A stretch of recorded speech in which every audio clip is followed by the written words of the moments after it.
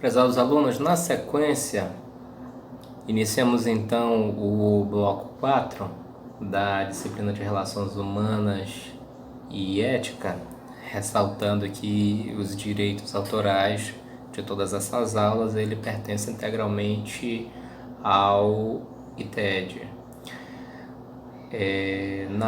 No bloco anterior nós falamos aqui da ética do corretor de imóveis e das condutas relacionadas ao exercício da profissão. Condutas que o corretor de imóveis ele deve observar e condutas das quais ele deve se abster. Condutas pontuais previstas na lei do corretor de imóveis, no decreto-lei que a regulamenta e no Código de Ética Profissional. Na sequência, vamos falar então das condutas relacionadas à classe. O artigo 3º do Código de Ética, ele estabelece condutas que o corretor de imóveis ele deve observar com relação à classe. Vamos a elas. O inciso 1, ele estabelece que o corretor de imóveis ele deve considerar a profissão como alto título de honra e não praticar nem permitir a prática de atos que comprometam a sua dignidade. Novamente, nós temos aqui mais uma disposição que trata aqui da dignidade da profissão, do exercício da função do corretor de imóveis. Essa conduta, a inobservância dela, gera infração de natureza grave. Na sequência, o inciso 2, ele prescreve que o corretor de imóveis ele deve prestigiar as entidades de classe, contribuindo sempre que solicitado para o sucesso de suas iniciativas em proveito da profissão, dos profissionais e da coletividade. Aqui nós temos uma sugestão ao corretor de imóveis, né, que adote uma conduta colaborativa com relação ao CRECE sempre que houver iniciativas voltadas em proveito da profissão, em proveito dos colegas corretores de imóveis e da coletividade como um todo. A inobservância dessa conduta gera infração de natureza leve. Ainda, condutas que geram infrações de natureza leve em sua inobservância. O corretor de imóveis, ele, de acordo com o inciso 3, inciso 3 do artigo 3º, deve manter constante contato com o Conselho Regional respectivo, procurando aprimorar o trabalho desse órgão. Bem, está previsto aqui no Código de Ética Profissional. Não necessariamente a gente verifica aí aos alunos mais próximos do CRECE, a gente verifica aí uma situação de aplicabilidade na prática. Nem sempre o corretor de imóveis ele pode ter ali um trabalho mais próximo no sentido de contribuir com o conselho. Mas enfim, isso é papo para outra situação. O corretor de imóveis, de acordo com o artigo 3º do Código de Ética, ele deve, o artigo 3º, inciso 4, ele deve zelar pela existência, fins e prestígio dos conselhos federal e regionais, aceitando mandatos e encargos que lhes forem confiados e cooperar com os que forem investidos em tais mandatos e encargos. Então, se o corretor de imóveis ele for eventualmente requisitado para quaisquer trabalhos a serviço do CRECE, a serviço do COFES, ele deve aceitar o encargo e, caso não aceite, recomenda-se que o faça justificadamente para que não incorra nessa infração que seria que ocorreria se o corretor de imóveis ele não prestigiasse ali os conselhos aceitando os mandatos e em cargos que lhe tenham sido confiados. Ainda com relação à classe, o artigo 3º do Código de Ética, ele recomenda algumas condutas, dentre as quais, na sequência, o inciso 7 do artigo 3º diz o seguinte: o corretor de imóveis ele deve defender os direitos e prerrogativas profissionais e a reputação da classe. Isso é muito importante, que às vezes, no contexto profissional, é comum que certos profissionais eles se vejam como concorrentes, tá? Quando na verdade, na prática, não é isso que acontece. Aqui falando um pouco da parte de relações humanas, quando você ajuda alguém, principalmente alguém ali do seu meio profissional, alguém do meio profissional, você não está criando um concorrente. Pelo contrário, você está abrindo ali um precedente para que quando você precise de ajuda, já que nós sempre precisamos de alguém, a gente nunca sabe tudo, a gente nunca domina tudo, a gente nunca tem controle sobre todas as situações. Então, é muito importante que o corretor de imóveis ele tenha em mente a defesa dos direitos e prerrogativas tanto dele como dos demais colegas de profissão. E principalmente também que o corretor de imóveis ele defenda a reputação da classe. Porque infelizmente existem profissionais e profissionais e existem muitos corretores de imóveis fazendo coisas erradas. Existem corretores de imóveis que fizeram e existem corretores de imóveis fazendo. E aí isso gera um estigma para a profissão. Isso gera uma imagem ruim, de modo que algumas pessoas até dizem: todo corretor de imóveis é pilantra, todo advogado é pilantra. Então, situações como essa, você corretor de imóveis, nós como corretores de imóveis devemos buscar coibir. E eu não digo que se negue o que aconteça, que se negue fatos, mas eu digo que a partir de nossas próprias ações procuremos então a mostrar que a classe ela merece respeito, porque existem profissionais sérios, existem profissionais competentes, qualificados e principalmente profissionais honestos que dão duro para conseguir aí o seu sustento, para conseguir aí um bom padrão de vida a partir do trabalho com os imóveis. Na sequência então, senhores, nós temos como conduta a ser observada pelo corretor de imóveis auxiliar a fiscalização do exercício profissional, cuidando do cumprimento deste código, comunicando com discrição, e aqui eu acho que a expressão correta seria fundamentadamente aos órgãos competentes as infrações de que tiver ciência, mas a expressão do código coloca comunicar com discrição e fundamentalmente aos órgãos competentes as infrações que tiver ciência. O exercício ilegal da profissão implica em uma situação que é prejudicial para toda a classe. Daí porque o corretor de imóveis, sempre que possível, ele deve auxiliar a fiscalização, cuidando para que o código, as normas de conduta sejam sempre seguidas e obedecidas, e caso verifique qualquer infração disciplinar, isso seja logo comunicado às autoridades competentes. Outra conduta que deve ser observada pelo corretor de imóveis é a de colocar-se a par da legislação vigente e procurar difundi-la, a fim de que seja prestigiado e definido o legítimo exercício da profissão.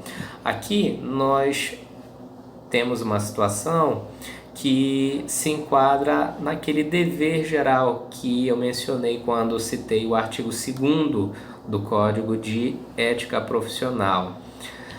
Nós temos aqui uma situação relacionada com o aprimoramento profissional, com a questão do conhecimento. Então, o corretor de imóveis, ele deve sim, além de estar em constante aperfeiçoamento profissional, ele deve estar sempre a par da legislação vigente para ele agir de acordo com essa legislação vigente e de modo que o exercício profissional, o exercício da profissão por ele esteja ali legitimado pela estrita observância do que prescreve a lei. Daí, portanto, é muito importante, além do corretor de imóveis se qualificar, ele se atualizar com relação às normas vigentes aí relacionadas à profissão. E aí, senhores, essas são então as condutas relacionadas à classe. Agora nós temos as vedações, condutas que são vedadas e que expressamente configuram infrações disciplinares. Ressalte-se que as condutas relacionadas, quando eu digo as condutas relacionadas que devem ser observadas pelo corretor de imóveis, elas só configuram, nós só temos infração disciplinar a partir delas se elas não são observadas. Aqui, nas vedações, o Código de Ética, a lei e o decreto expressamente já dizem o que configura, o que é infração disciplinar. Relacionado à classe, como infração grave, nós temos lá no inciso 8º do artigo 6º do Código de Ética, deixar de atender às notificações para esclarecimento, à fiscalização ou intimações para instrução de processos.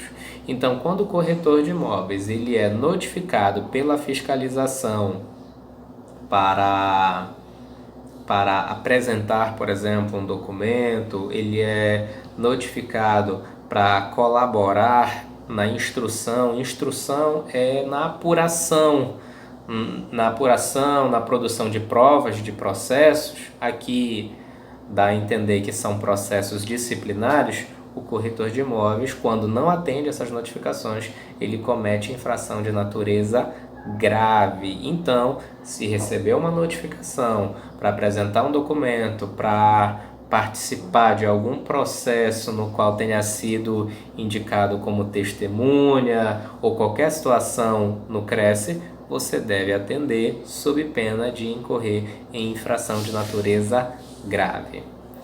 Ainda, no inciso 14 do artigo 6º, deixar de cumprir no prazo estabelecido determinação emanada do órgão ou autoridade dos conselhos em matéria de competência destes.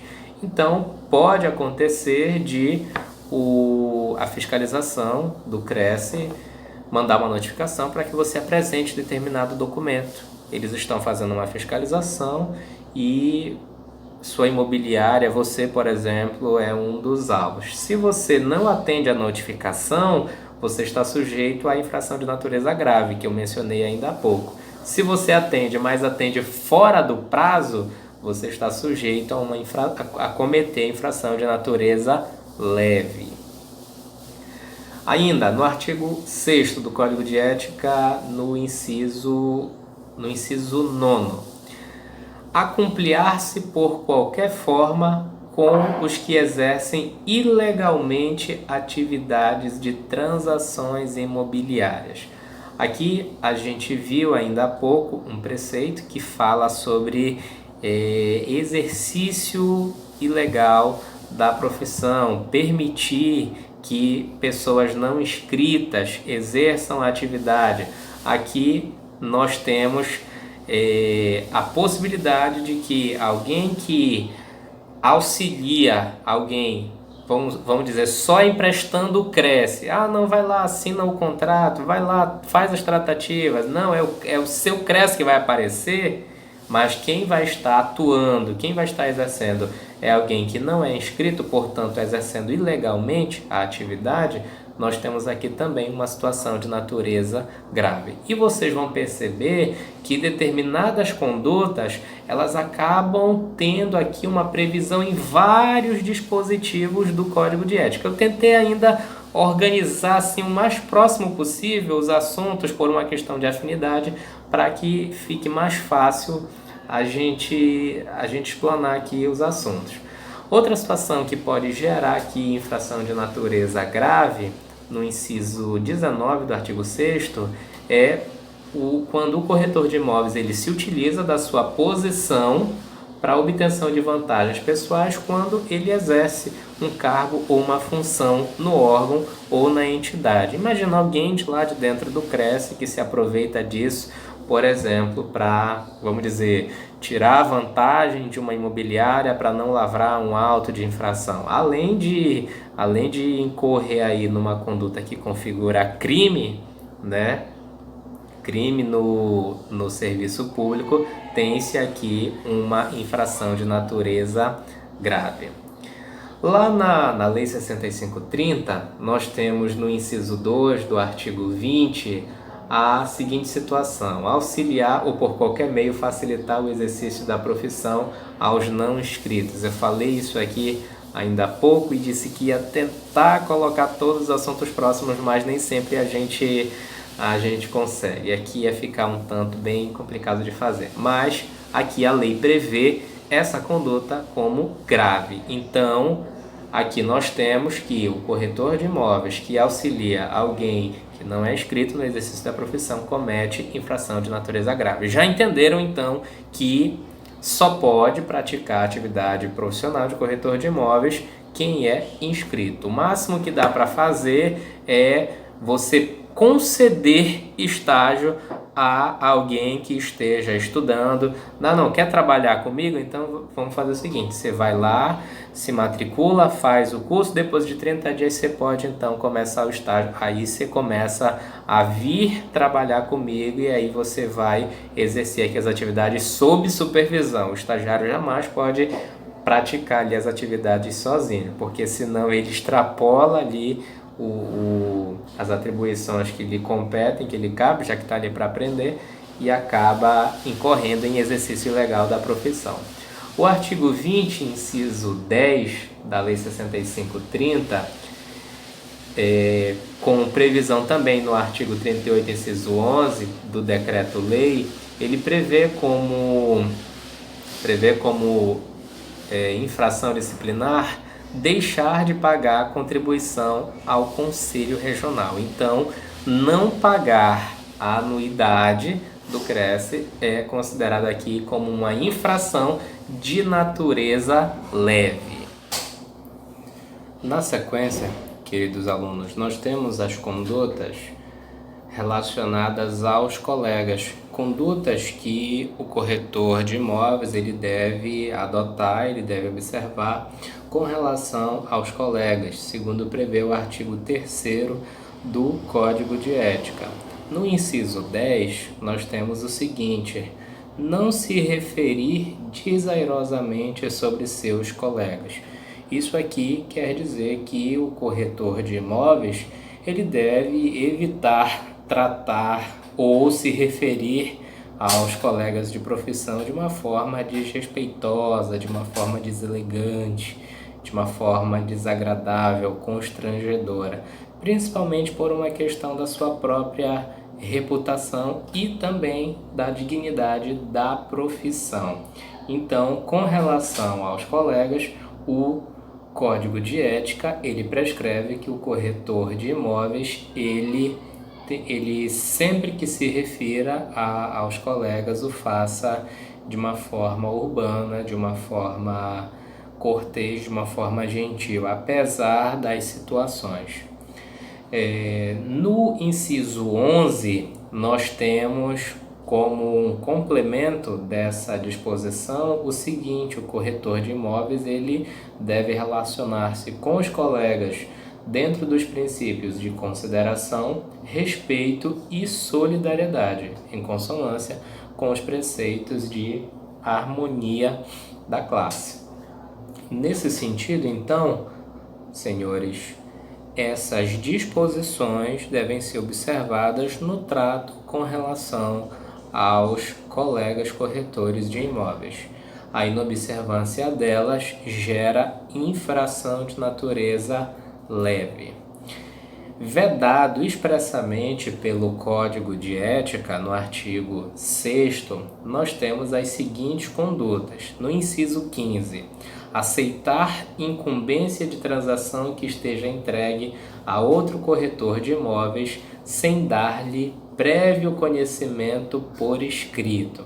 Essa é aquela situação de o cliente contrata um corretor de imóveis, por alguma razão não está satisfeito com aquele corretor de imóveis contratado, e aí ele procura você, corretor de imóveis.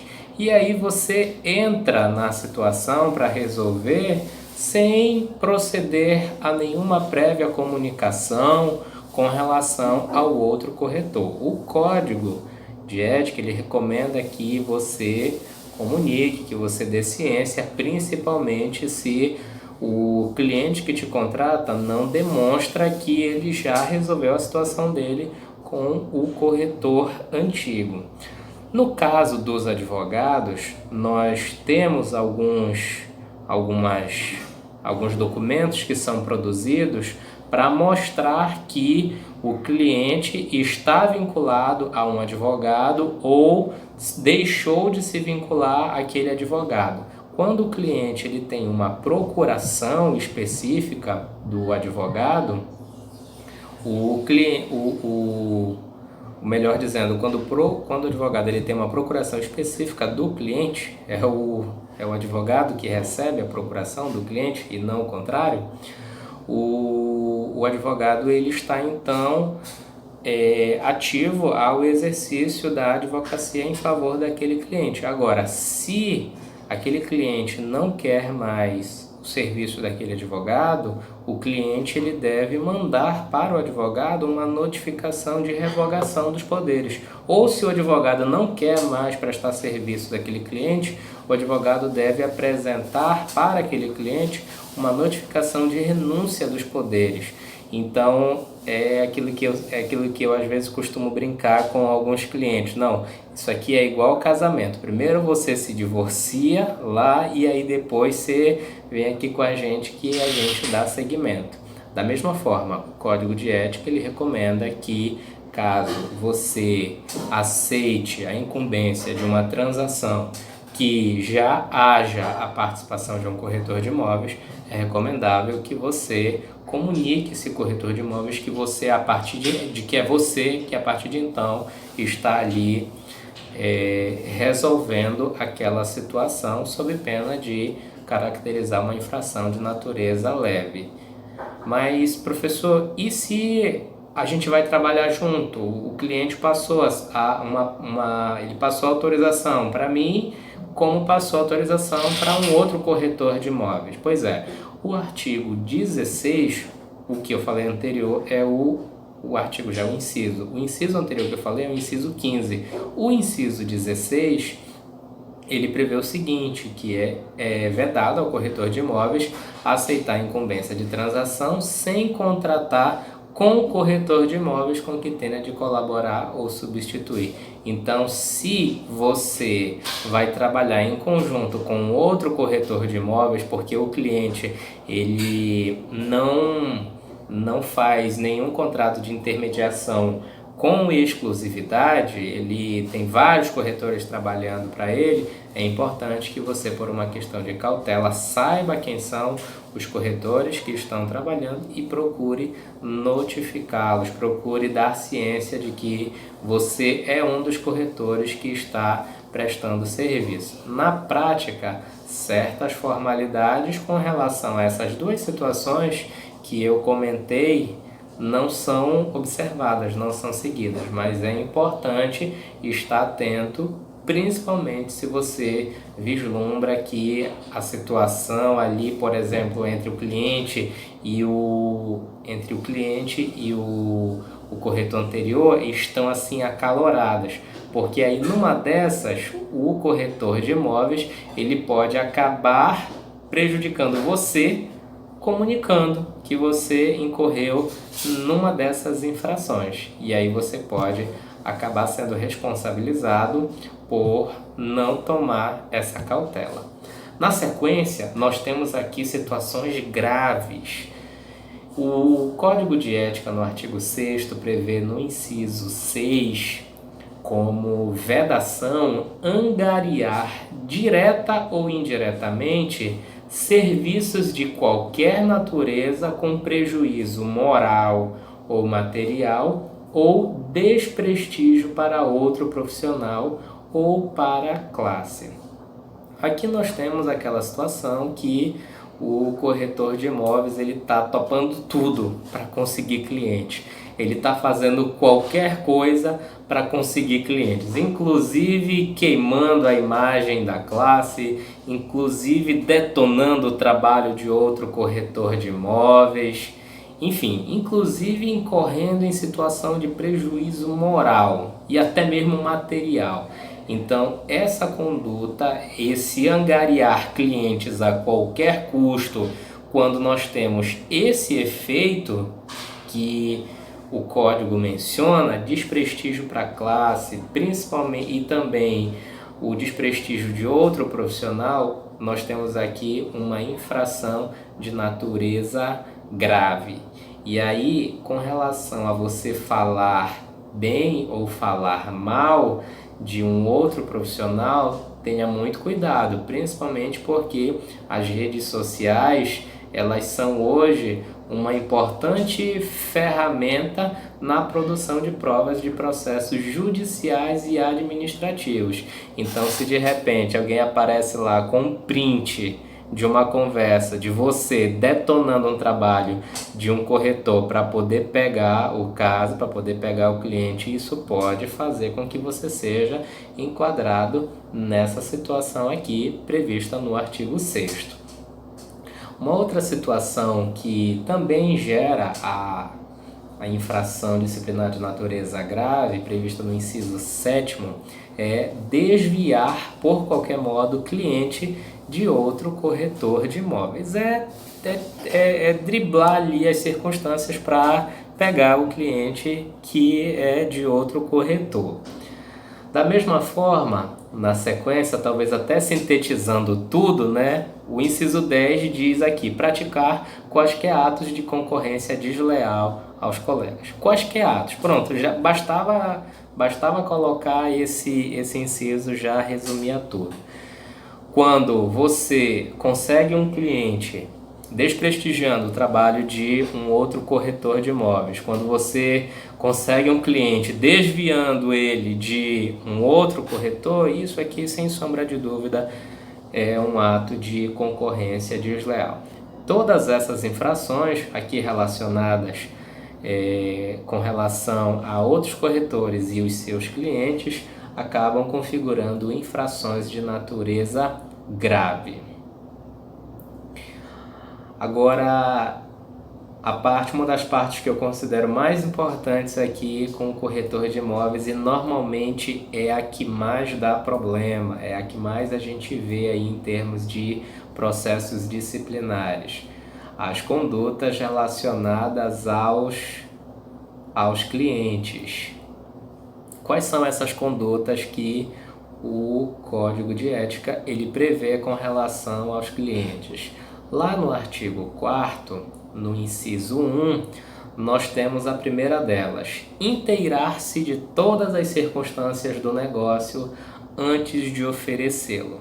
Notem que esse enunciado ele não é estranho para a maioria de vocês que já fizeram as outras disciplinas comigo.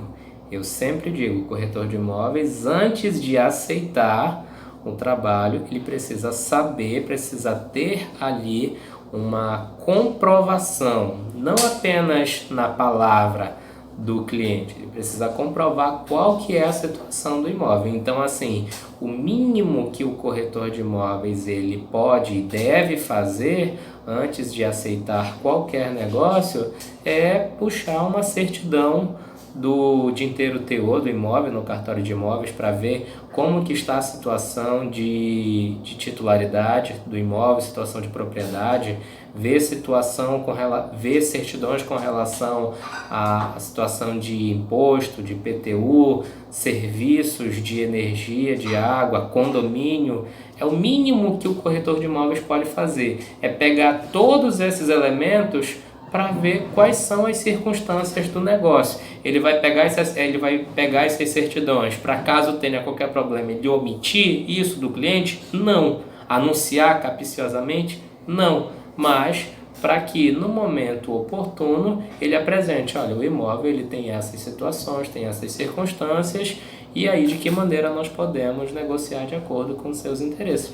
Então, o cliente ele irá manifestar a sua preferência em determinado negócio a partir das condições que efetivamente lhe forem mostradas pelo corretor de imóveis. Então, o corretor de imóveis que não adota todas essas cautelas, além da possibilidade de causar um prejuízo para o seu cliente, no sentido de um negócio mais na frente se desfazer, no sentido de um contrato vir a ser rescindido com a aplicação de multa, perdas e danos e tudo mais, ele também corre em infração disciplinar. No inciso 3, como infração, como conduta que pode gerar infração grave, nós temos o seguinte: recusar a transação, que o corretor de imóveis, melhor dizendo, ele deve recusar a transação que saiba ser ilegal, injusta ou imoral. Então, o corretor de imóveis, sabendo que o imóvel ele está sendo ali, o cliente está procurando ele para vender, para burlar a dívida na justiça, para causar fraude à execução, ele está sabendo que o imóvel ali vai ser vendido em prejuízo do companheiro, da esposa, do cônjuge, para o cônjuge não saber, ele deve recusar essa transação, porque se ele não recusar, ele comete aqui uma infração de natureza grave. O artigo 4º ainda recomenda, no inciso 9, que o corretor de imóveis ele deve contratar por escrito e previamente a prestação dos serviços profissionais. Tem muito corretor de imóveis trabalhando de boca, trabalhando apenas baseado na palavra. Isso em que pese haver aí uma ampla liberdade na contratação e o contrato de corretagem de imóveis, assim como o contrato de compra e venda, ele ser um contrato consensual, ser um contrato que pode ser celebrado até mesmo verbalmente, né? Do ponto de vista do direito, do ponto de vista ético, do ponto de vista disciplinar, a contratação do serviço que não ocorrer através de contrato por escrito configura infração disciplinar de natureza leve. Então, recomenda-se que o corretor de imóveis sempre tenha o seu contrato de prestação de serviço. Não precisa ser aquele negócio com 20, 15, 30 páginas, não precisa disso. Por exemplo, eu quando fecho os meus contratos, basicamente eu coloco 3 coisas: o valor do serviço, o serviço que vai ser feito, as despesas e a cláusula de foro, que é o principal, e a cláusula de multa, assim, bem básico. No caso, eu acabo tendo às vezes 2 páginas só de contrato de uma maneira bem clara e resumida. Até porque esses contratos de prestação de serviços, quase sempre, eles são regidos por uma legislação pertinente.